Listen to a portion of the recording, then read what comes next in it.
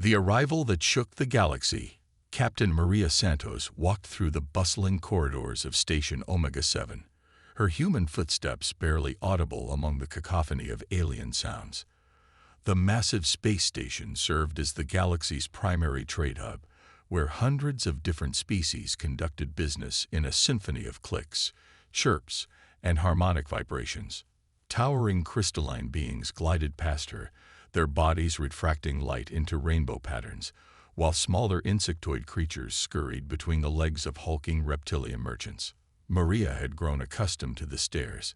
Humans were still newcomers here, having joined the Galactic Trade Consortium only 15 years ago. Most aliens viewed them as primitive upstarts with limited technology and even more limited resources.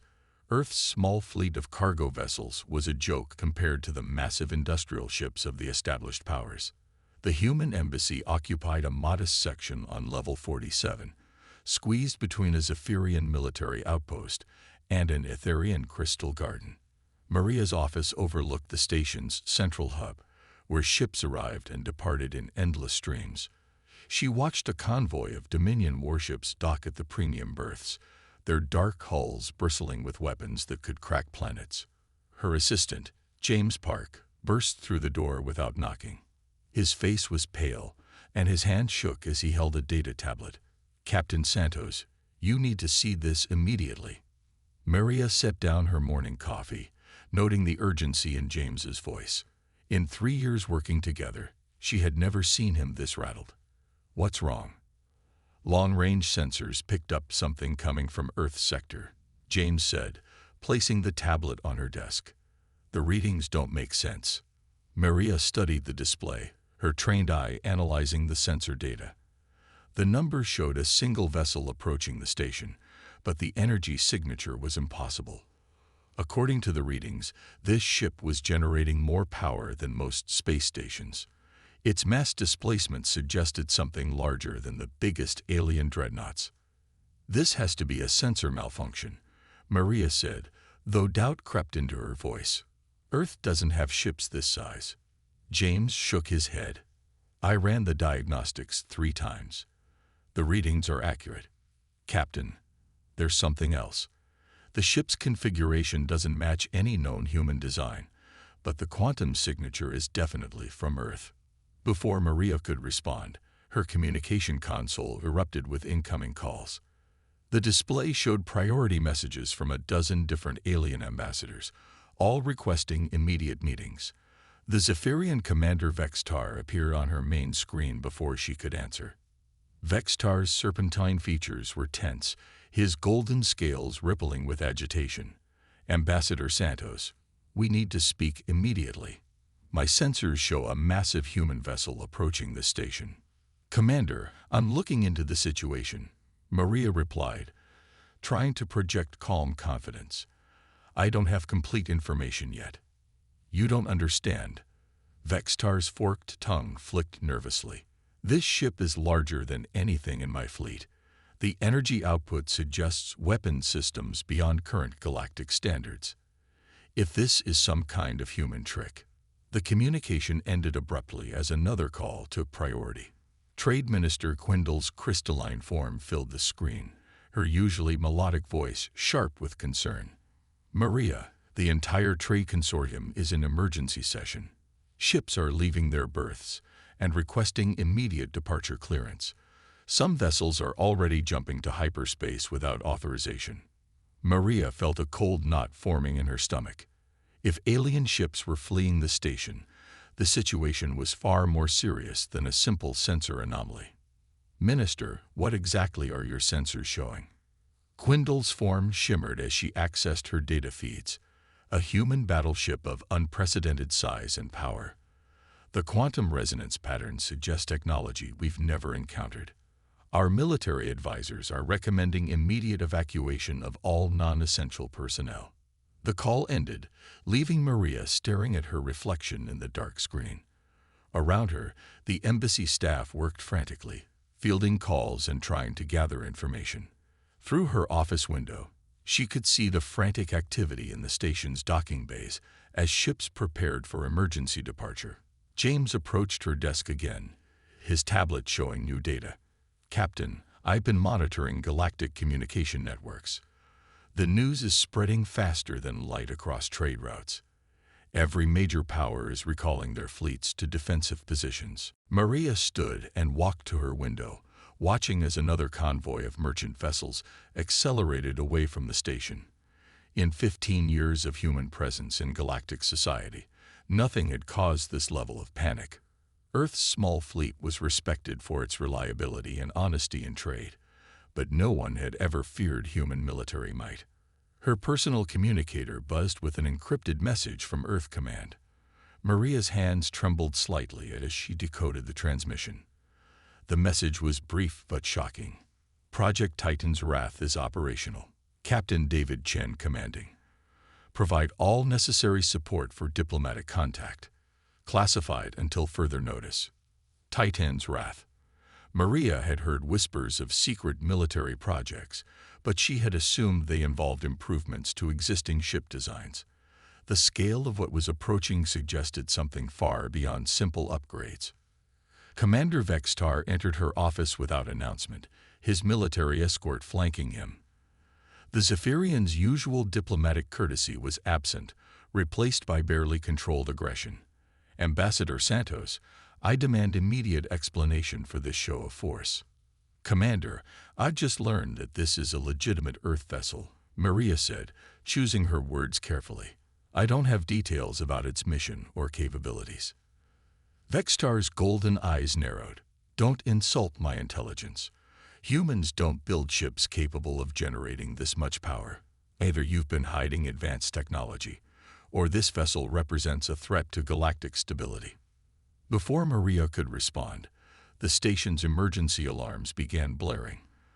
The lights shifted to red alert status as Station Commander Kellex's voice echoed through the corridors. "All personnel report to emergency stations. Incoming vessel has been detected at extreme range. All departing ships have priority clearance for immediate departure." Through her window, Maria watched as the last civilian vessels fled the station. Only military ships remained, taking defensive positions around Omega-7's massive structure. The sight of hundreds of warships from different species working together was unprecedented. Fear had accomplished what decades of diplomacy could not. James burst through the door again, his tablet showing real-time sensor feeds. "Captain, you need to see this. The ship is decelerating from hyperspace." The main display showed long-range visual sensors focused on empty space. For several seconds, nothing happened. Then reality seemed to ripple, and a ship materialized from the impossible speeds of hyperspace travel. Maria's breath caught in her throat.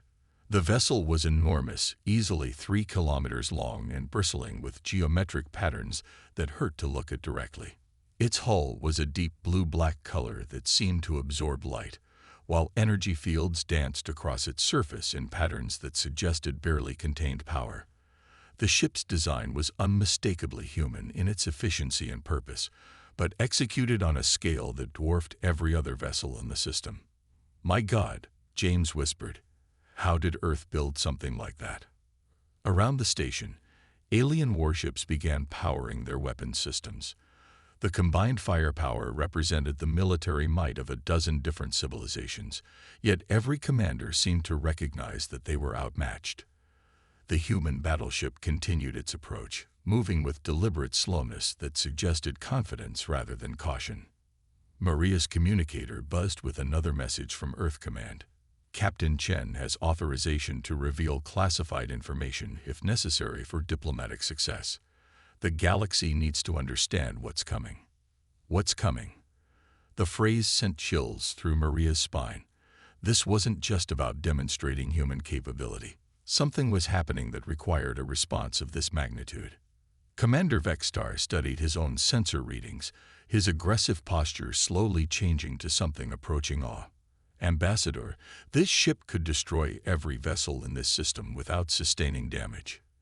If humanity has had this capability all along, we haven't," Maria said honestly.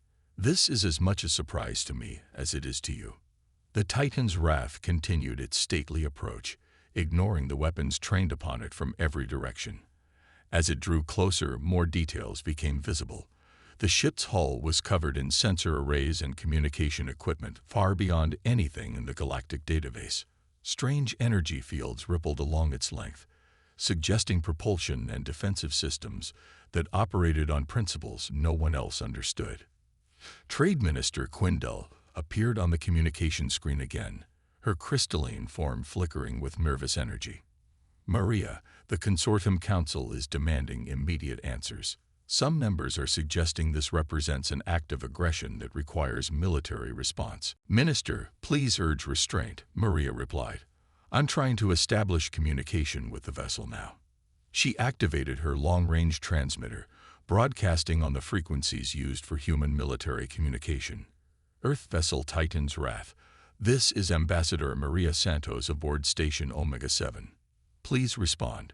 The reply came immediately, broadcast on an open channel that every ship in the system could receive.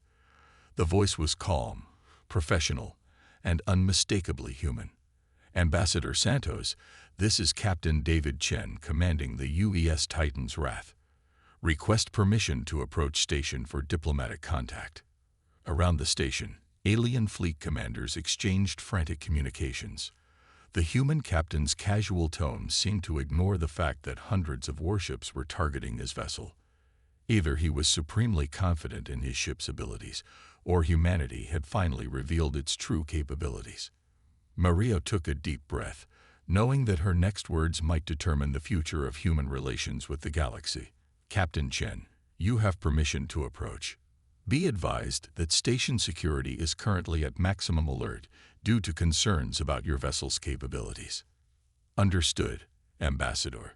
We come in peace, but we come prepared. There are things the galaxy needs to know." As the Titan's Wrath continued its approach, a strange silence fell over the communication networks. For the first time in galactic history, humanity had not just joined the conversation. They had commanded it.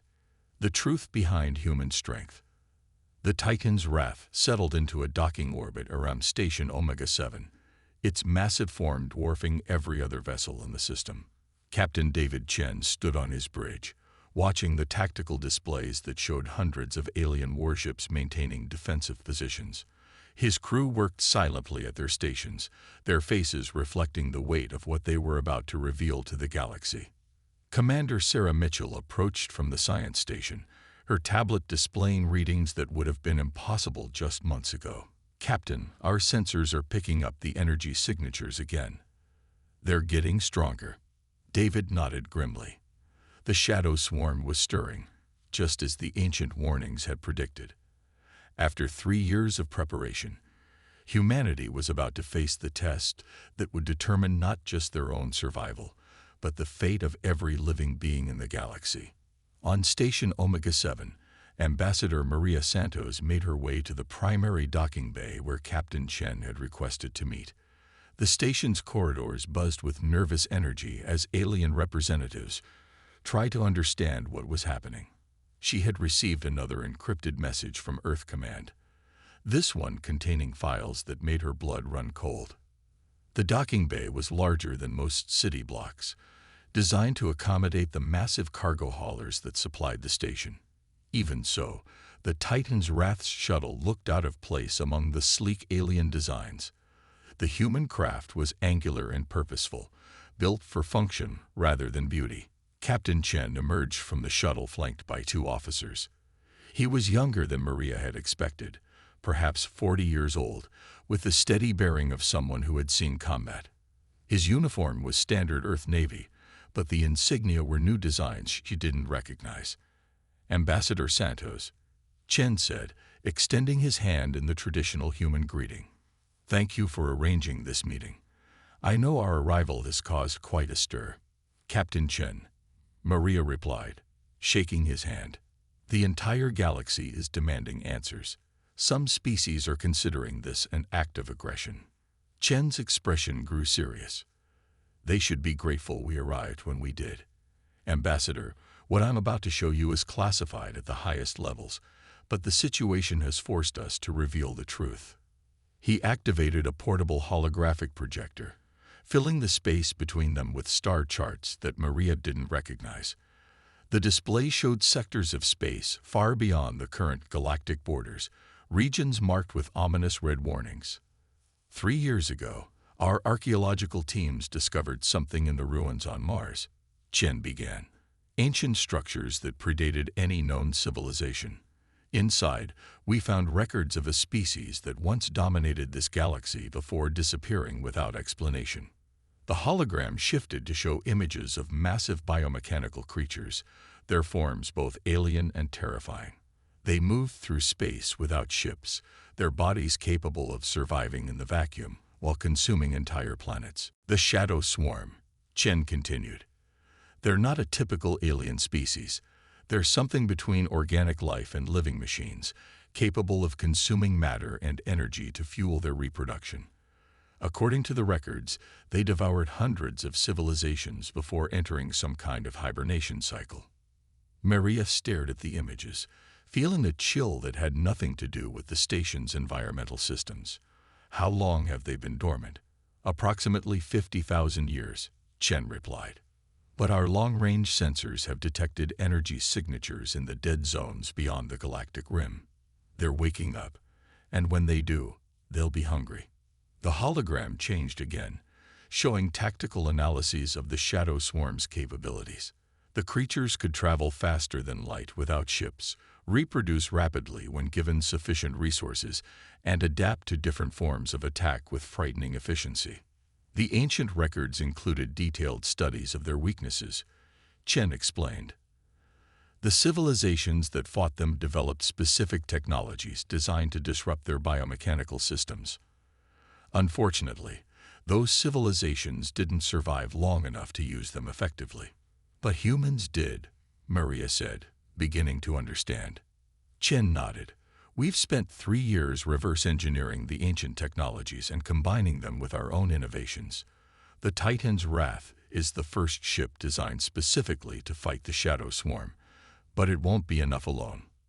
Before Maria could respond, her communicator buzzed with an urgent message from station control. Commander Vextar's voice carried notes of barely controlled panic. Ambassador Santos, report to the command center immediately. We're receiving distress signals from the outer rim. Maria and Chen exchanged glances before hurrying through the station's corridors. The command center was in chaos when they arrived, with alien officers working frantically at their stations, while displays showed incoming data from across the galaxy. Commander Vextar turned as they entered, his golden scales now pale with stress. Ambassador, Captain Chen, you need to see this. We're receiving emergency transmissions from the Kepler Mining Consortium. 3 of their outer rim facilities have gone dark in the past hour. The main display showed the locations of the mining facilities, all in the same remote sector where few ships traveled. The last transmission from each facility had been identical, reports of strange objects approaching from deep space, followed by communications failure. Trade Minister Quindle materialized beside them, her crystalline form resonating with harmonic distress patterns. Captain Chen, your timing is suspiciously convenient. First your battleship arrives, then we receive reports of attacks in remote systems. Chen stepped forward, his expression grim but determined.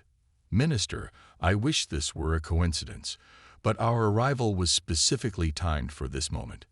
We've been tracking the Shadow Swarm's awakening for months.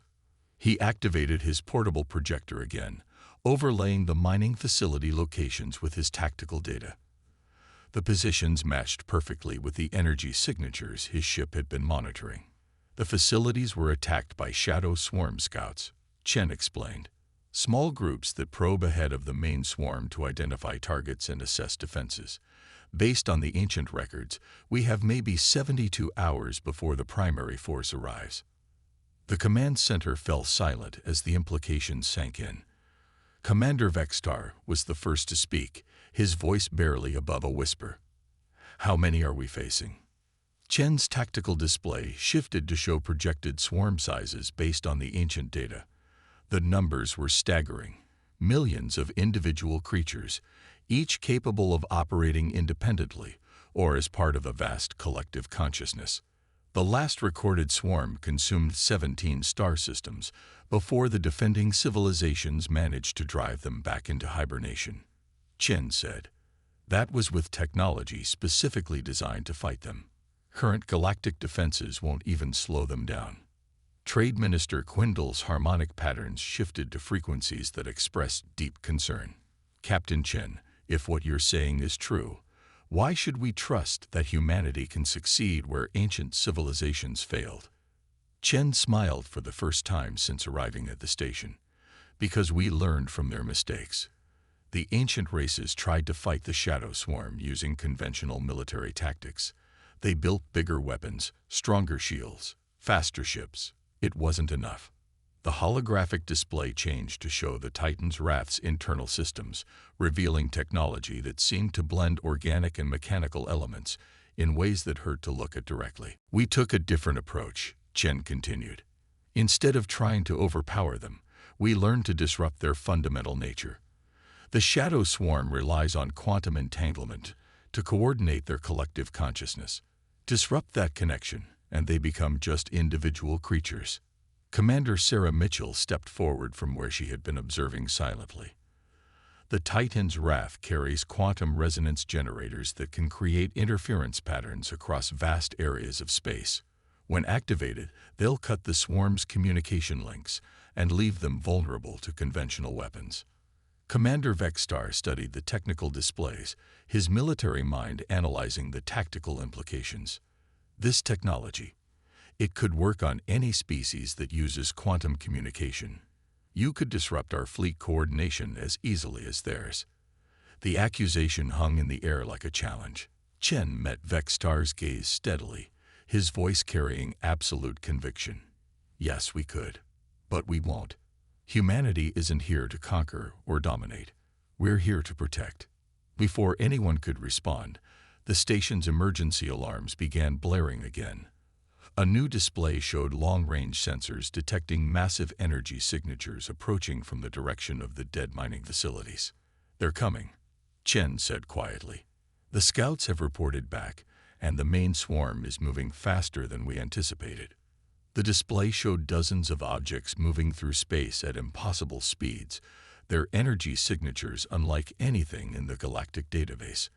As they watched, the objects began to decelerate, revealing their true nature. The Shadow Swarm creatures were massive, each one the size of a small ship, but clearly organic in nature. Their bodies pulsed with bioluminescent patterns that seemed to communicate across the vast distances of space. As more emerged from hyperspace, the patterns synchronized, creating a collective display that was both beautiful and terrifying. "Estimated arrival time at current speed?" Commander Vexstar asked, his voice steady despite the magnitude of the threat. 6 hours, Commander Mitchell replied. "They'll reach the outer defense perimeter in 4. Chen turned to address the assembled alien leaders, his voice carrying the weight of humanity's commitment. "This is why we built the Titan's Wrath. This is why we've prepared in secret for 3 years. Not to threaten you, but to stand between you and something that would consume everything you've built." Trade Minister Quindle's crystalline form flickered with complex harmonic patterns. "Captain Chen, even if we accept your explanation, one ship cannot face an entire swarm." "You're right," Chen agreed. "But one ship can buy time for others to prepare. The quantum resonance technology can be adapted to existing alien vessels, but the modifications will take time we don't have." Commander Vexstar straightened, his military bearing asserting itself despite the impossible odds. "Captain, if you're willing to face this threat alone, then the Zephyrian Republic will stand with you. Our ships may not have your advanced weapons, but we know how to fight."